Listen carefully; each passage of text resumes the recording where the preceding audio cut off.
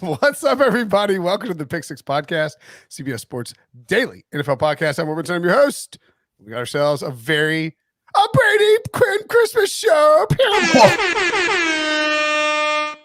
Oh. And Bill, I'm going to tell you, I talked to Santa Claus. He told me you've been a very naughty boy, so you will be receiving a couple lumps of coal in your stocking this year. Yeah. I actually was thinking Santa even quit putting coal in my stocking years ago. He's just like, I don't believe you. He lobs no, not in the sense that he's gotten better. He's like I'm not even going to the house with the coal anymore. He just lobs a flaming bag of poop at my doorstep. I was just gonna say, actually better than that. He just literally takes your stocking and takes a nice little dump, a nice little savory toasty dump in there. He's like, where's the Brinson household? That hot cocoa is really getting to me. really turns my insides out, Hey, I mean, that is a lot of cocoa to be drinking. By the way, dancer, why don't you top this thing off? All right, you throw a couple of turns in there too while you're at it. See, the beauty of it is if you, old Rudolph isn't possible. He's all bound up, right? Like he's got a guy Santa's sleigh through the night with that damn red nose from all the cocaine he's blowing, preparing for it. So what is happening? Oh man, you can't blame me for taking it off the rails. So, this is your Christmas book that you're writing, your children's book, right? That you're writing for Christmas. Yeah, it's called The Deep Dirty Secret of Santa Claus. Oh, great! And his coked up reindeer. I love it. I mean, look, there's a lot. I don't know what our demographic is watching the show, but hopefully it's old enough that we're all in fun and games here, right, kiddos? Oh, no. I just meant that, look, if you don't think Santa Claus has a sugar addiction, you're out of your mind. Right, that's what I'm saying. Is hot cocoa a diuretic? Coffee? I don't know. A diuretic? I mean, I think some people who are lactose intolerant would say that thing would just make it run right through them, but I'm more worried about diabetes for him at this point. I mean, all that sugar for as long as he's lived. I think he laughs at diabetes at this point. What's he on? He's been grinding. No, he's been grinding so much sugar. I think I just don't think he's worried about it. We're talking 40 million cookies per year for endless time, thousands of years. Right. Yeah. I mean, it's a lot of sugar. That's all I'm saying. It's a lot of sugar. Maybe we should be cloning Santa Claus. Maybe for humanity, we need to figure out a way of taking some of Santa Claus DNA and spreading it to the rest of us, so we can just the sugar we want like he can. Do you think it's possible that Santa Claus is being paid off by Big Sugar? It's a possibility. I mean, I could ask some of the folks around here in South Florida, where I've driven through many of these sugar fields, sugar cane fields. Just knock on some doors, ask around. Be careful. You start digging around with Big Sugar and Big Cookie, and you can find yourself in a world of high stakes espionage that you didn't see coming, Brady Quinn. 100%. Yeah, and you've got a good thing going. You get to fly around the country, talk about football, hang with Reggie Bush and Matt Leinart at the house. Don't you guys have a house? What you do commercials? What was the commercial you did? Wendy's? I don't think it's a house. Yeah, the Wendy's. Yeah. We texted about this. I don't know if we talked about this. Your laugh on the Wendy's commercial, I was like, I don't know, it killed me for some reason. You're like, it's a little over the top, probably too much for the commercial, maybe to tone it down a little bit. But they do say the lens actually, it sucks some of the energy out of the scene. So they really coach you up to kind of overact a little bit. I thought it was perfect. Thank you. I appreciate that. Yeah. Look, as a chronic overlaugher, I would never criticize another man over laughing. Sean Ryder says this might be the best show. I mean, yeah, we're just trying to tell the side of Christmas that no one wants to talk about. All right, the coked up reindeer. Every time I say it, Will cringes. He's like, "Oh gosh, we can't mention that." The hyped up reindeer. How do you think they fly all night? Yeah. Hey, you think the light stays on by itself, buddy? It's solar charged. What are we? What? Veering this towards football. Yeah. Let's just veer towards the early Christmas gift that was given to us this week, and that's Thursday Night Football. Okay, I was gonna ask you first. Did you like playing What was your preferred as a player? What was your preferred schedule?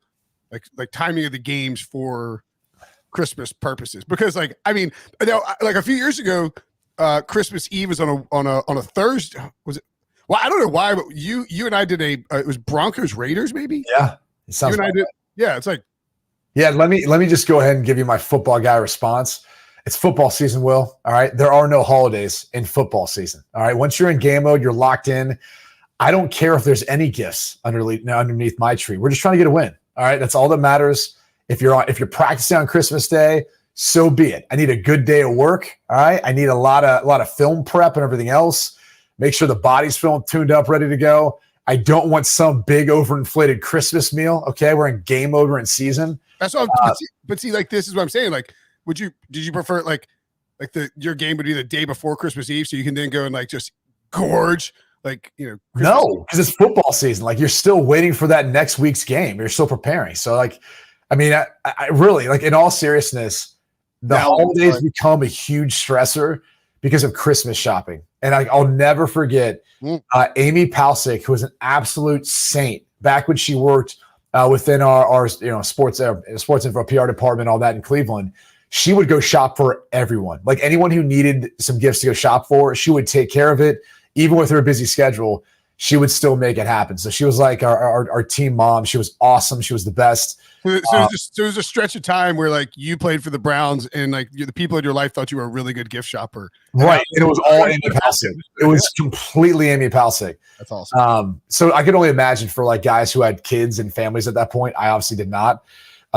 It was, obviously gifts, ideas and gifts and so forth. But I digress. It's football season, Will. No one cares about the holidays. All right. Usually you're trying to do some community service for other people's in need. I just always felt, and not to sound corny and really like hashtag football guy-ish, I just felt blessed to be like playing the game I love like over the holidays. It's because it's so unique compared to everyone else. Like everyone else is like, getting ready to sell a holiday. Like, no, man, we got work to do. Even if it was just practice, even if it wasn't a game, because I don't think we ever played. I don't think we ever played a game on Christmas Day. Like even in college, like bowl games. Like I think I flew out one Christmas Day for a bowl game, but even then, like I don't think I ever got to play on Christmas Day. So. Yeah, I guess it's a little different as a podcaster. I mean, sure, like the professionalism and the work ethic, all the same. The mental stress of I mean, I would assume you're doing a pod this Sunday, are you not? We are doing a pod this Sunday, yes. Yes, of course you are. I mean, I would gladly join that pod. I mean, so what? Hey, we got football season. We need to talk on the Pick Six pod. Yeah, I will say that I find it annoying that they decided to do an 8:15 game on Christmas Eve and Christmas Day. Like, you could have just picked one. Dude, Christmas Eve, let's shut it down after the 4 o'clock games. How about that? I mean, like I said, I'm there Christmas Eve night previewing that 8:15 game. And it's a pleasure to do so. I feel honored to have the. You're going to be in the studio previewing at the 8:15 Christmas game. I have to be at home. I'd be in studio if they'd let me. I mean, it'd be really nice to be able to drive to our studio and not have to worry about traffic, which I assume Christmas Eve night, 95 wouldn't be loaded with crazy ass drivers. I wouldn't assume anywhere from 75 to 16 years old driving a car, and from 75 to like 900 miles an hour too. Right. I mean, I've seen all sorts of things on that highway, like some that are unspeakable. I saw a guy on the front of a semi truck. He was literally like on the hood of it. And I like drove by thinking, what in God's name is happening? I mean, I've pulled on a 95, that stretch of 95 right there in Fort Lauderdale, flying it on a red eye at like 4 a.m. and you're just like, and all of a sudden it's like, pow, pow, pow, like motorcycles like flying everywhere. Oh my God. Oh yeah. I had one time, this person was like upset that I wasn't driving faster in the fast lane, which by the way, I 100% abused the speed limit. I will admit to that. I've gotten my fair share of speeding tickets in my life. I've got big feet. I think they get tired after a while just of trying to pull back from the accelerator. Anyway, I had this car come around me. Then we ended up getting in like a traffic jam. And so as they come by, this woman had a stack of cash, like racks, I think is the actual term that most like, more cultured people would say. And they just like, she like waved it by as she came by. So I don't know if she was like, I don't know how she got that money. I don't know if she was like going to a strip club, because that's usually the only reason why people have a stack of cash like that, or just came from one. I don't know. But I was just like, all right, I'll probably never see that again the rest of my time driving on 95. But it was interesting. I bet there's like a decent chance you could see it again. But I mean, like, like a 12% chance. You see somebody else drive by with a Yeah, but King of Diamonds isn't open anymore. That was back in the days with like KOD. Now there's like some other ones that are down there that are kind of taking over, but that was the big one. I think there's like literally, it was so big. Think about this. Now there's like a car dealership there where it's like a big car dealership. That's how big it was? That's how big it was. Like they took over the same property. And now it's just littered with cars everywhere. And it was littered with cars before, but yes, for different reasons. Yeah. Cars for different reasons. Yes. Yeah. All right. What a time to be Merry alive. Christmas. Yeah. Happy holidays. Happy holidays. So early Christmas present. And it really is, because we get the number 1 overall pick in 2021 versus the number 2 overall pick in 2021. Trevor Lawrence versus Zach Wilson. Thursday Night Football. Jaguars versus Jets. Again, now this game certainly big for this podcast, because if the Jets win for the first time in several weeks, it's been so long since they won that people may have forgotten that it'll cost you $1,000 if they win. Maybe more importantly, for my Jags, from #myjags, a win gets them squarely in the mix for this division title. It's crazy because, Brady, the last couple of weeks, it's like Lions Jets week 15 decide the fate of the playoffs. It's like, wow, didn't see that coming. And then no one before the season thought that was going to be the title of an article by John Breach, who does have the most clickbait titles in the history. It's unbelievable. The history of any editorial profession. John Breach with the best. Every time I see that title, I'm like, ooh, I should click on that. It's always written by John Breach. It's always true. He did one. Oh God, there was one that was like, I actually killed him for because it was like actually misleading, and I can't remember. Yeah, I mean that's usually the case, but still, you don't let the truth get away with a good story. Here's one. This is great. This is a quintessential John Breach headline. It's not the one I'm looking for, I don't think. But it's like, ex-Lions star Calvin Johnson reveals that he used to break one particular NFL rule after every game. It's like, I think I clicked on that because he's my draft class. I was like, ooh, what was this? And I don't even remember what the rule was, but like I don't even know if he actually mentioned that he broke a rule. I think he just wrote an article after that. But there was something that he did about, I swear it was about Calvin Johnson, but it was like ex-Lions or like former Lions superstar wide receiver. Like I can't remember what. Anyway, let's move on to the matchup 1 versus 2. By the way, another number 1 overall pick will not be a part of this matchup. Trayvon Walker will be out for the ankle injury. So I forgot before we get into this, the meat and bones, and I just want to point out that I got you a Christmas present. So look, check this out. Look at this Old Tuffy pint glass. I got you 4 cases of these Old Tuffy pint glasses. I've sent them straight to your house. I don't. One, you don't have my address, so that's the first thing. It's a step up. Here's what I would do, because this is how my mind works. I would take those boxes, wouldn't even open them. I would take them directly to our office in CBS, and I would pass them out to all my teammates and to all the deserving folks behind me that make all this possible. So I also so we have several cases of actual Old Toughies from a tailgate. Probably expired, but no big deal. Oh no, they're 3 or 4 years old. 3 or 4 years old. You're getting those too. You're getting all of those too. Yeah.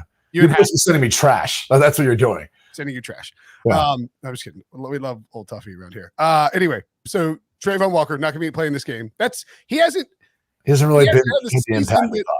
Yeah, I mean, like the other defensive players taken after him, Aiden Hutchinson, Sauce Gardner, have had better years. I mean, I just went back through and watched the Jets-Lions game just to kind of go back to some of the throws by Zach Wilson. And one of the things you noticed the Lions was like, clearly Ben Johnson told Jared Goff, just don't even throw at Sauce Gardner. Like, I gotta think back to cornerbacks that have had this fast of an impact as he's had, like getting that sort of treatment. Honestly, Darrelle Revis might be the first that comes to mind. I'm having a hard time thinking of someone else who's been this sort of player, like immediately right away. Maybe Jalen Ramsey early on too. But like I'm just saying, in recent history, the type of season that he's had the entirety of the season, it's right up there. I know Pat Surtain has been part of that too. He's had a phenomenal year this year. I don't know that Revis even had this kind of impact his rookie season though. But that's what I'm saying is I don't know. I literally can't remember. He's the first one that came to mind. I was like, maybe he did his rookie season, but everyone else, like, I don't know that they've had the impact he's had. It's been incredible to really watch him and just his football IQ too, his ability to pattern match, understand route concepts based on splits and movement and formations, personnel, all that. The kid's a stud. He's an absolute stud. And I mean, he's it's not like he played at Bama and played in the SEC. Like he jumped from Cincinnati. Like, I mean, shout out to Luke Fickell, man. Good. Yeah. Well, Luke Fickell, Marcus Freeman, obviously. Yeah. But I digress. So kind of coming back through some of the throws Zach Wilson made, watched obviously some tape of Trevor Lawrence.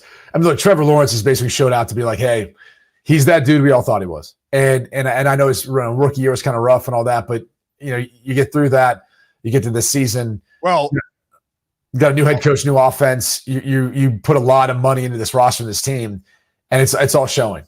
So I think if like Pete does from time to time, like quarterback skills, like look at so far what Trevor Lawrence has been, even considering his rookie year, and then factor in what Zach Wilson's been, it's not even close. Like they couldn't be further apart as far as what you wish you had at quarterback for one and what the other has and what their future looks like. I think you go back through Zach Wilson getting his first start, looking at the tape, he's taking on the 31st ranked defense in the NFL.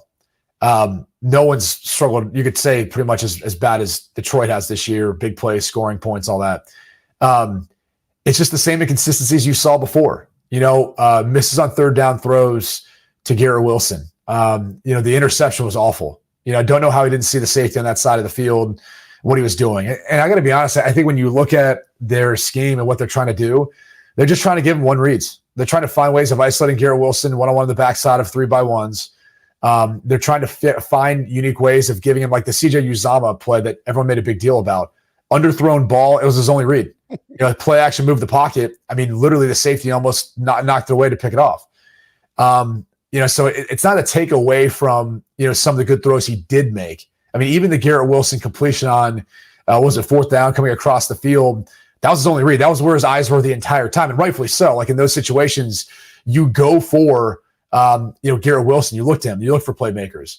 But the reality is, in that one, like even then he was staring it down the whole time. I don't know that he's progressed to the point where he's been able to read progressions and get past just either, hey, I'm throwing a screen, I'm throwing an isolated route on the backside, or I'm throwing for this guy who we're trying to clear things out for.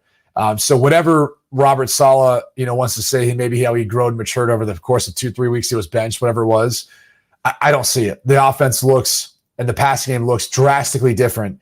And he doesn't feel comfortable playing from the pocket. Like you can see it. And that's the biggest difference too with Mike White is the ball is getting out. He was going through progressions. He was staying in the pocket. Now it's almost like Zach's just waiting for an opportunity to get outside of it because he feels so uncomfortable inside the pocket. So he's just an impatient player right now. I wouldn't even say impatient. I just think, again, going back to his college days and what he had, there was no rush. He had all day. Yeah. The BYU offensive line and that schedule and everything he went up against, he sat back there all day. And I think, sometimes you can develop bad habits where if nothing's open downfield, you have this urge or need to want to get outside the pocket and run and create something. What he's done is he cuts off half the field. And that's why staying in the pocket and maneuvering within the pocket, it allows you to be able to utilize the entire field for some of those throws. And I talked to a couple of players who had played him earlier this year. I said, what were you guys being coached to do? He said, literally, the exact words from our coach were, once he drops back, just get depth and the mother effer will throw it to you. And I was like, oh, that's pretty damning. And it just so happened, and this is before he got benched, it just so happened that was essentially what that team did and what happened in that game. So it was interesting just kind of hearing that and then seeing it and watching it on film and curious to see what it was going to look like. But, now in a short week versus Jacksonville, the 27th ranked defense in the league, like you couldn't have asked for a better 2 games to come back for at home after what Mike White had to deal with going up against Buffalo in particular in Buffalo. Now you got the soft part of the schedule. And if you can't win this one, I think it looks pretty bleak as far as what the future looks like, especially finishing the last 2 games on the road. Yeah, I mean, if he goes out there and lays a reindeer turd against the Jaguars, it's not going to be good. By the way, I remembered who and this is on me, because he's kind of our coworker, Patrick Peterson. Insane rookie season, right? Probably the last one to have like that big an impact. Like his the Pro Football Reference does value, like approximate value for each player. Right. All the dork stats. Yeah, go ahead. His was 22, which is insane. That's incredible. Yeah. Yeah. Even I know that. I'm not, one of those guys who really dives deep in all these numbers and analytics. I'm just trying to do a general catch-all for a full season. Yeah, 100%. 100%. No, I'm with you. It's a great stat. I was actually talking to Rick Spillman about that a lot too, all those numbers, analytics. Oh, Rick is a huge analytics guy, right? Yeah, big time. I heard NC State's new offensive line coach cite PFF ratings for guys. I thought that was surprising. Yeah, no, it's gone well. It's helped for marketing, I think, for both PFF and when things are going well, like you look at the PFF rankings, and go, oh, how can I look better? Oh, look at my players in the rankings. Great. So anyway, so I'm going to get you a PFF subscription for Christmas along with these toffee glasses. I mean, I like PFF. I know those guys. They do a good job too. Yeah. Do you know that Charlie Day is in the? Did you just bark? Is that what that was? What? Did you just bark? I think it was a bark. Yeah. Yeah, I don't know what that sound was. I got some dog in me. It was a barking call. You got dog in you. It's like a Chihuahua. The smallest dog there is. Boom, roasted. I got that dog in me. It's like it's a Pomeranian. Like a wiener schnitzel in you or something. I don't know. Who do you think wins this game? I think the Jets. I think so too. Yeah, I really want the Jaguars to win, but I think it'll be close. Yeah, I think the Jags are a way more interesting story. It'll be a fun team to see if they could find a way of winning the division. That would be a lot of fun, given the Colts' historic weekend / just where they're at now. And obviously Nick Foles now has been announced he's going to start for them this week. So that game versus the Chargers look a little different. But it'd be more fun to see the Jags win and see what they could do in the playoffs once they get in. I do think the Jets at home, though, win this game. Their defense has just played, to me, lights out and gave them every opportunity to stay in games. I think they'll be able to run the football well against them. Your guy, Bam Knight, I'm trying to think who he reminds me of his running style, because he's bigger than you think. Yeah. He almost Kenyon Drake was obviously bigger than I thought too when he came out of Bama. He was kind of that back too that was just get him the football, watch him kind of truck through. There's a couple other running backs I was trying to tie him to. But I love his running style. I love what he adds along with Michael Carter. And then all you're asking for is Zach Wilson to look downfield and just throw it up to Garrett Wilson, which he did from time to time, and it worked out. I'm trying to think who Bam Knight reminds me of too. It's a good question. Because he's a taller back. He's bigger than you think. Maybe somewhat Latavius Murray. There's a couple other backs, watching his running style and all that I was all right, that's kind of who he reminds me of watching. He's got some nice explosion. I mean, I'm a big fan of his. Yeah, I think he's a good fit for this offense too. I'm gonna take the. Is it a pick 'em now, or or are they giving a point still? I think it's basically a pick 'em. Maybe Jets -1, but it looks short week. That favors the home team too. Yeah. And frigid conditions, all that. I would imagine Jacksonville may have a tough time, walking into that. So Trevor Lawrence, or was it Mac Jones or Trevor Lawrence? Trevor Lawrence is what people are like, can he play in cold weather? And he's like, because people are like, Mac can so-and-so, or can Jalen Hurts play in the snow? He's like, it snowed in Alabama too. Or that was Tua. Yeah. Tua said that. That's right. That was Tua for last week, which he played fantastic in that game. Bama quarterbacks blend together. Yeah. They all look the same. Yeah. Speaking of Alabama quarterbacks, there's a big injury involving a former Alabama and Oklahoma quarterback, and we will talk about that next. Jalen Hurts, the presumptive MVP. Or is he? He is not. Actually, Patrick Mahomes now the leader because of Jalen Hurts' injury. I'm curious. You dealt with injuries like every NFL shoulder injuries. Yeah. Shoulder injuries. Yeah. Have you ever dealt with a separated shoulder like this of Jalen Hurts in the throwing shoulder? And if so, Dr. Quinn, medicine man, what's the prognosis? Yeah, so I've dealt with this before, both in the NFL and college. The one that sticks out in college, and I shouldn't even say this, but it's probably true. So I was trying to run to get out of bounds to the sidelines. We were in Southern Cal playing USC. It was my sophomore year. And Darnell Bing, there's nothing I could do. The only thing I do is try to lower my right shoulder, which is not what you want to do, especially versus a bigger, physical safety. Good shot to the shoulder, throwing arm, separated my shoulder. Oh. And I'll never forget, this clip came out afterwards of me trying to throw on the sidelines because I was like, I didn't know if I could. What happens is, obviously, you take a hit, you've irritated that area, right? You've sprained it. So not only is there bruising and so forth, but it becomes really painful. Now you could still, if there is no, fracture, tear, dislocation, instability, which it might feel like there's a little instability because of the pain. But if you're not experiencing any of those four things, it's more about pain management at that point. But it is really painful to deal with. And so it gets hard to raise the ball above your shoulder to then throw.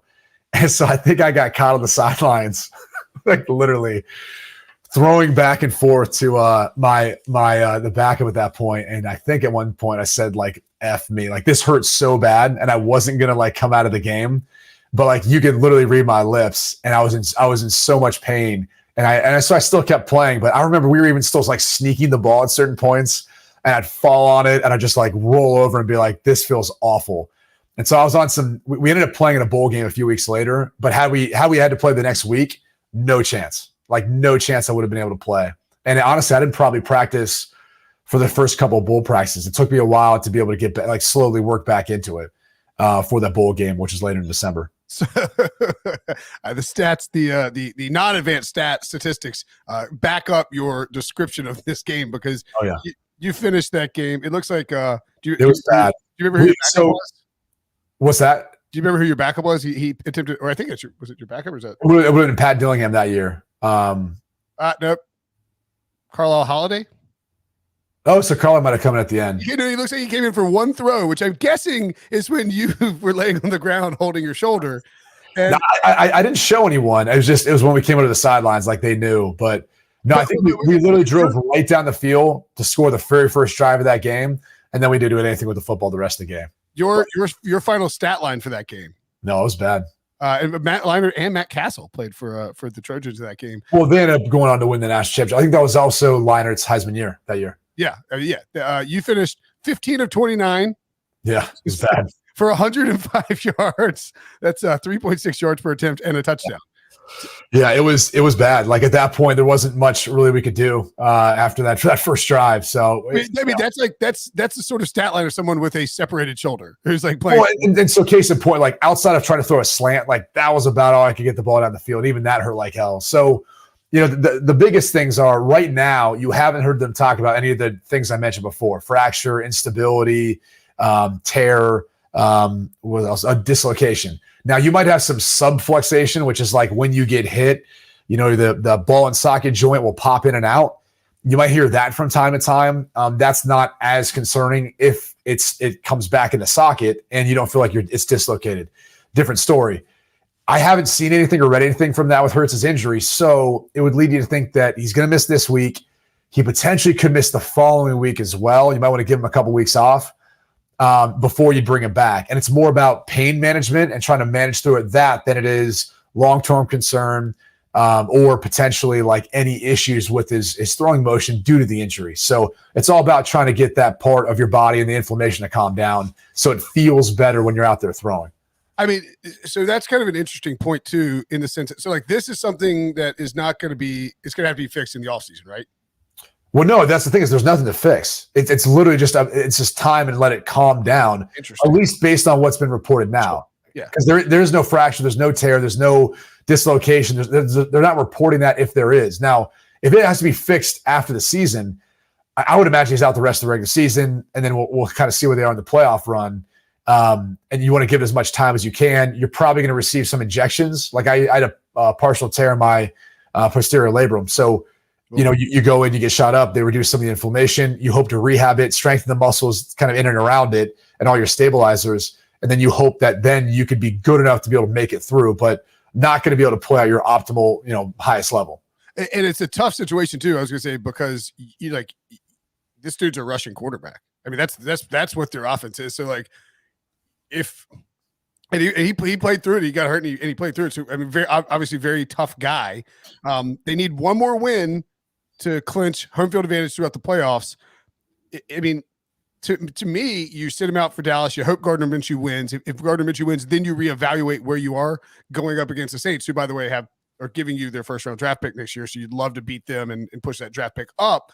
But I mean, how much time is too much time off? Because let's say they beat the Cowboys with Gardner Minshew, and then they decide we're going to sit you out for the Saints game. We don't need it. No way you play him in week 18. And then all of a sudden. Yeah. Well, I'd say two things about this. One, it actually could be a blessing in disguise in the sense of, this will force the Eagles to have to work on their more traditional run game. You go back to last week. I think Miles Sanders had 11 carries for like 40 some yards. Like, dude, what are we doing here? Like, Like, he's one of your best players too. Like, let's not get away from the fact you have one of the best offensive lines. You got a really good backfield. You can run the football. Well, now it's going to force you to. Like, not that you can't put things on Gardner Minshew. He showcased the ability to play well in this league and in this system, but he's not the same type of athlete. So he's not going to be taking off running like Hurts can, maybe from time to time, but not like that. So it actually allows you to focus more on that for maybe a couple of weeks, and then you come out of this better and stronger as an offense because you've got the ability to do that once you get into the playoffs, which, again, not saying that they haven't shown the ability to, but it's just a different style. But in doing that also will allow you to help Jalen Hurts manage his pain once he comes back. Once he comes back, you need to be able to let him, just hand it off. Like, we don't need to put in a zone read and force me to keep it or have quarterback design runs. Right.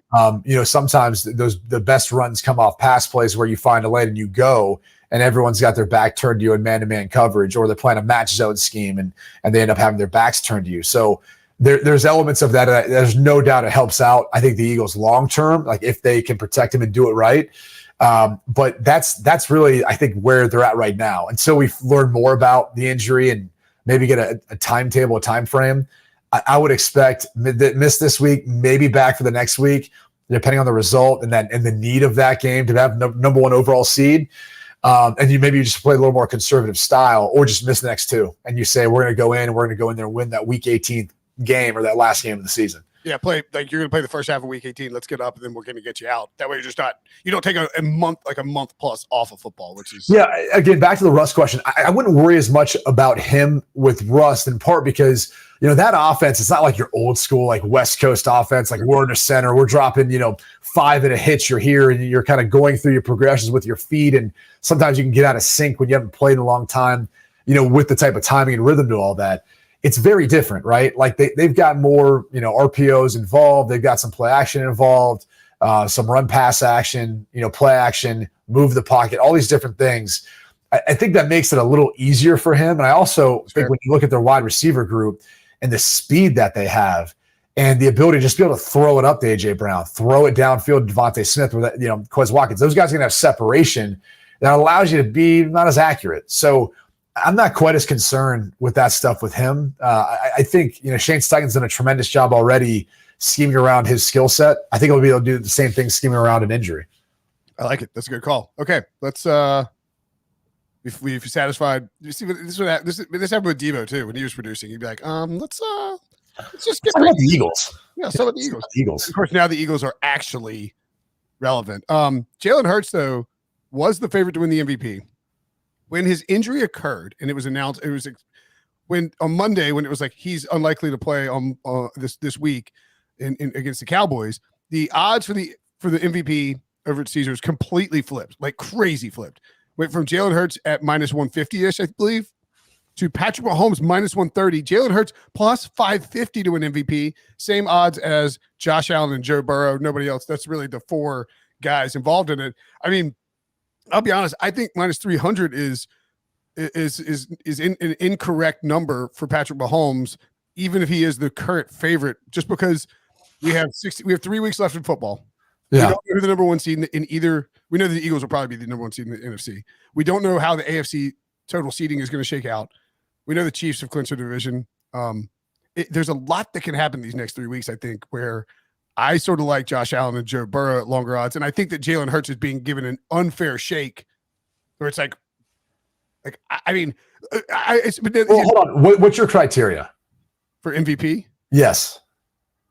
Most valuable player. So to me, I sort of think about the MVP as it's like this season was all about Jalen Hurts and the Eagles. They were the biggest story. They were completely dominant.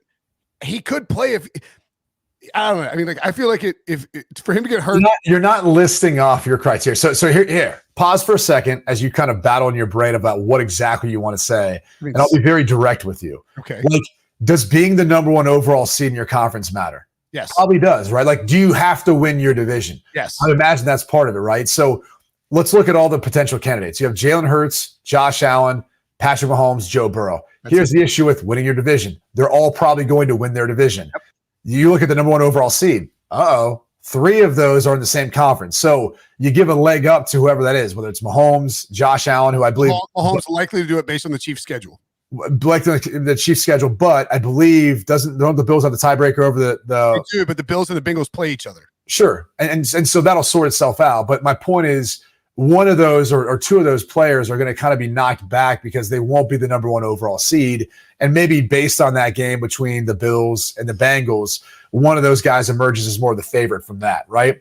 So if you're looking at like reasons to try to make a case or the best case as a voter or someone who's looking at it, I think it comes down to looking at those couple of things, stats, and how they stack up versus one another. Because I think the one thing Mahomes always has working against him is the dude won the MVP with 50 touchdown passes. Yep. Like in his first year starting. It was so awesome that actually I think it's hindered his ability to be appreciated for the success he's had since then. Because every time you look back and you go, well, wait a second, it's not as statistically as good as it was. He could be playing better quality football, but it might not be the statistical numbers we saw that year. So that almost is like an uphill battle for him. You know, Josh Allen and how they finish and how that game goes versus the Bengals, I'm with you. Like that probably decides it for the winner of those 2. I love Burrow, and I think how he's kind of come around and snuck in this whole thing. But I think if you're looking at just aside from those things, stats, number 1 seed, division winner, all that, you have to look at what you said. The overall impact on the league and the most dominant team in the league, and it's been led by Jalen Hurts. So I think, you know, at this point, you know, will we be saying that or making that case 3 weeks from now, whether he plays or not? Maybe. But I guess my question would be, if you put Josh Allen, Patrick Mahomes, and Joe Burrow in that system, it's going to look a little different. But I think there's one guy who, you know, could go in and operate that too. And we'd say, well, he might even be an upgrade. Josh Allen. Yeah, I've got Josh Allen in that system. My God. I mean, well, so and that's, it's almost like I'm saying, like there is that kind of that thought process where you go, well, maybe it should just be Josh Allen then, right? Like it's almost like LeBron not winning the MVP every year in the NBA because everyone goes, he's the most talented. He probably is the most valuable player, should win the most valuable player, but he's not going to win it every single year because of his stats or the team success, et cetera.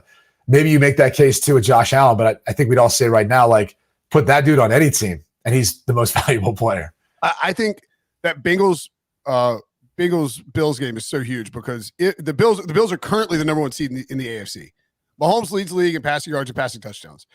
Your point about Mahomes setting his own standard, like creating his own, like, and he's got like 4,500 yards and 35 passing touchdowns. He's not getting to 50. So you look at it and you just go, well, like, how good of a season was it for Patrick? These voters, the people who are voting, would really like to give the award to Josh Allen. Like I've said that from since before the season. They would love to do that this year. And I think if he wins the next 3 games and is dominant offensively, and he started to really, it looks like he's a little bit healthier with that elbow now over the past couple of weeks. I think if he plays at an incredibly high level, and they finish out and have to get the top seed in the AFC, I think he'll leapfrog Mahomes. Now Mahomes could go off. So Burrow plays the Patriots in New England. All 3 games are at 1 o'clock. Buffalo. What's that? As I said, then Buffalo. They all play at 1 o'clock. So I think we'll see a shakeup in Seattle at KC, and Buffalo gets. Who's Buffalo playing this week? They're like a 9-point favorite, not a half-point favorite. They're at the Bears. That's right. There you go. So, like, however those 3 guys do in that 1 o'clock window, I think is going to obviously dramatically impact what the numbers. Like, I think Allen or Burrow could close the gap significantly with a big performance on Sunday. Sure. I mean, look, again, there's a lot of football left to be played. It's going to be a tight race. We know that. I think you look at Jalen Hurts' case as well, and there's probably some people out there too. And I know there's people who've said like, "Oh, he's just a system quarterback." No, he's way better than that. He legitimately has put himself in this position to be in the MVP race. But you do have to acknowledge, like, that's a damn good football team. And it seems like every time there's a chance to get better, Howie Roseman doesn't, hold back and makes a move to get them to be better. So, I almost wonder if the addition of A.J. Brown and how talented they are wide receiver and how talented they are everywhere else, like, is a knock or is what people hold back against him for making an MVP case. Like, they're on such a loaded roster and such a loaded team that you almost look at them and go, all right, like, they're not working with quite as many deficiencies. And maybe some people hold that against Jalen Hurts if they've got an MVP vote. Look, I don't have an MVP vote. The season's not over yet, so I wouldn't like declare one yet, but I definitely think it's those 4 guys who are up for it. Yeah. If Hurts doesn't play again in the regular season, is he out? Is he off? Is it off the table for him?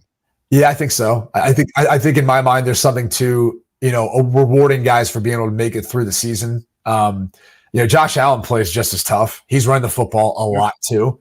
And, he's able to find his way through if that's the case. Right. So, how Joe Burrow came back from appendicitis in training camp to kind of build back to be able to be at this point. So guys are always dealing with stuff. I just think that is, to me, part of what should be acknowledged too, is being able to make it through all the games. And again, it doesn't take away from what Jalen Hurts did if he didn't play the rest of the season, but I also think you got to reward other guys for being able to play through it. I tend to agree with you. All right, we'll get one more question for you, and then we'll get you out. You got to talk to Pete probably. I do. Brutal. Speak like if 2 more questions. If so like you ever watch The Ghost of Christmas Past or whatever, like how petrified would you be if like all of a sudden this apparition appeared in your house? It was like Brady, and it was like a dusty old Pete, like a pale dusty old Pete with chains hanging off of him and like tattered jorts and like bum flip-flops and like his shirt like unbuttoned down to his, oh God, I can't imagine a scarier Ghost of Christmas tan bed or whatever, the tanning bed or whatever he would be. I'm not sure if there's a question there, but yeah, I don't know, man. Yeah, I don't think there was. I do think if we did like a recasting of our crew at CBS, the Pick Six Pod, all the guys, Pete would definitely be the Ghost of Christmas Past. No, I think Breach would probably be, was it little Tiny Tim? Maybe Breach, hobbling around a little bit, Am I Scrooge? Oh man, there's Wilson. I don't know. See, you guys see a different side of Wilson. When I see him, he's always happy and nice. So I don't know that I'd call him Scrooge. That's the hard thing about Pete is Pete could easily be Scrooge too. Pete's probably Scrooge, yeah. Yeah. So. Oh, interesting. All right, final question. Does Aaron Rodgers have that look in his eye? This week I was flip-flopping before because I do have to do my picks today with Pete. That's one where I'm like, really? Like down in Miami, they're getting 4 points and we're making a big deal about, hand signals and, these guys aren't on the same page and all this stuff. And he's using signals from years ago. It's like, yeah, dude, guess what? Those signals have probably been the same forever. In the heat of the moment, he's using some stuff, but that comes to just time playing together and more time, working together through all of that. Probably, again, would help to be there in the offseason, but I digress. I don't know. It feels like that 2010 season. Remember, they had to win their last 2. They went as a wild card and then making their way. The 2010 season. 2010. Oh, I thought you were talking about the run that when he's like, I think we can run the table, and everybody's like, yeah, sure, buddy. You're like 4-6, and then they ran the table. The 2010 season.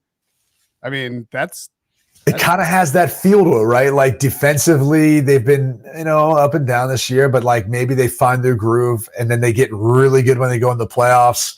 We'll learn a lot more about that, I think, this week with taking on Miami and how good they are at home and how good Tua's been with Tyreek. But he's got that look. That's one that like early line right now, if it still sits at 4, I'm taking the 4 points. It still gives you room to have obviously Miami win. I'll take the Packers. I'll take the Packers money line personally. Wow. Okay. I think you could make the case too. Like it's just a bad matchup, right? Like the strength of Miami is their passing attack, their offensive line protection's okay, but like versus that group, I think the Packers can get after a little bit. They can cover down. If the Dolphins were going to run the football game, might be a different story, but that's just not what it is. And the Dolphins defense is, for as much talent as they have, like that's a group that it just kind of disappoints, week in and week out. It's also like this is on Christmas Day, 1:00. You're down in Miami, and Aaron Rodgers. I don't know if you heard the post game interview with Lisa Salter. Oh yeah, they're looking forward to it. Like he literally said like they're looking forward to this. Yeah, and she goes, all 3 of your opponents left are above 500. He goes, well, one's 500. Like really quickly, it was like, and then in his post game, he's like, some of us, those of us who like to look ahead. You get over the bye, you start to dig around, you look at it, you're like, all right, we go down to Miami on Christmas Day and play there, and then we got 2 at home. It's like I think they're going to win out, and it's just a matter of will the other pieces fall in place for them. Yeah, I mean, he's got a feeling of he knows exactly what he needs to do. And what's different when you talk about that look, what I sense is a sense of urgency, which is the first time I've really felt like that he's had that all year. And that's one of the things that everyone made a big deal about the ayahuasca and all that stuff. It's like, oh, it changes your brain. Well, supposedly he's been doing it for years anyway. So you can't be critical of that if you can't look back over the past couple of years and realize he did win 2 MVPs. So, but my point is more this. It's the first time where I've really felt like he's kind of had that like laser look in his eyes. Mm-hmm. And he's got that sense of urgency for this is what we need to do. I'm going to effing do this. And you guys are all going to watch and you're going to want to eat some of those words that you've been using earlier this season when everyone counted us out. So it's almost like that's like that challenge that he's been looking for. And now he's got it. He's got it right. 2010, then the RELAX season, the run the table season, and now this year. Like, I don't know. I have to look at the timeline, but it feels like every 4 years, it's like the Packers just get in some kind of bad situation. And Rodgers is like, well, F everybody. I need to burn the house down. And it feels like we are in the middle of a fire right now. All right, that'll do it for us.